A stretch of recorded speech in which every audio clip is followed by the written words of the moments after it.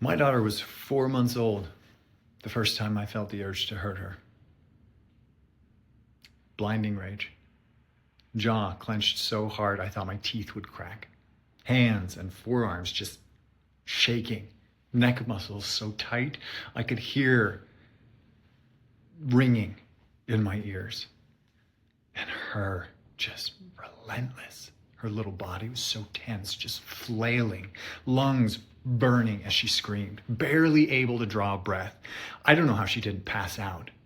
Sometimes she'd hold a cry so long that even after the breath left, there was no sound, just a gaping mouth and eyes squeezed shut.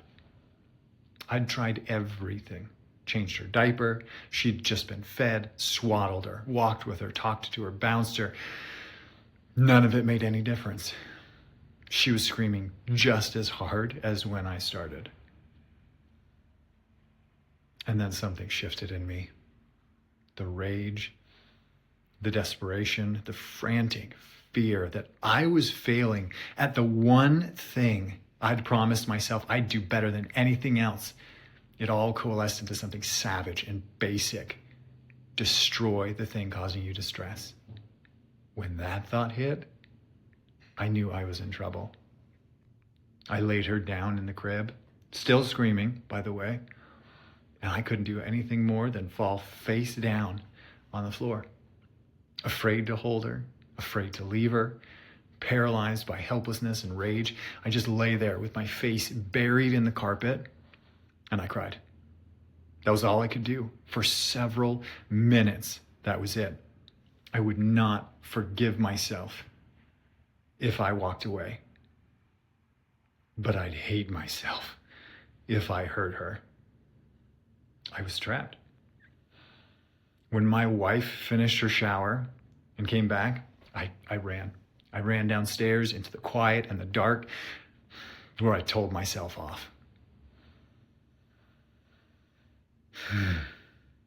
Here's the thing. We'd just spent the weekend in Napa, an intensive training in infant parent mental health, part of a prestigious fellowship where I was learning from the people who literally wrote the books. Ed Tronick, T. Barry Brazelton, Peter Fonagy, Bruce Perry, Dan Siegel. If those names don't mean anything to you, that's just fine. In this field, though, they are rock stars. These are the pioneers who dedicated their lives to understanding how early relationships shape everything that comes after. And I got to learn at their feet. It was incredible. It was also so draining. Training ended Sunday night at 4:45.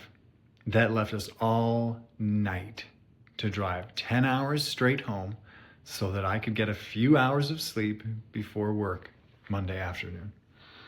My daughter, again, 4 months old, had had all she could take of the car seat after just 8 hours. Just 8 hours. After that, she started screaming, wide-eyed, frantic. That kind of crying, the kind that says without words, why won't you do anything? By the time we pulled into the driveway, all three of us were just past our last nerve. My wife, bless her heart, had spent 2 hours trying everything. Nursing, toys, songs. Nothing worked. Nothing worked. She handed me our daughter, said she needed a shower, and walked away. She was done. And there I was, a young father, a new husband, an undergrad getting his eyes opened to a whole new field by the people who built it. And I couldn't comfort my crying baby. Worse, when I failed, my body's response was murderous rage. I felt like a failure, a monster, completely undeserving of being a father at all, let alone the good one that I'd sworn I'd be. In 5 minutes, I'd failed everyone, myself included. So when I tell you, I know the shame, the terror, the fear that you've already broken something that can't be repaired. I need you to believe me. I have been at the bottom of that pit, flat on my back, staring up, the distance between where I was and where I wanted to be, feeling impossibly far. But here's what I learned. That impulse doesn't define you. We have thoughts all day, every day, and they pop in and out like firecrackers. Some are louder than others, but unless you act on them, they are gone in a flash. What defines you is what you do next.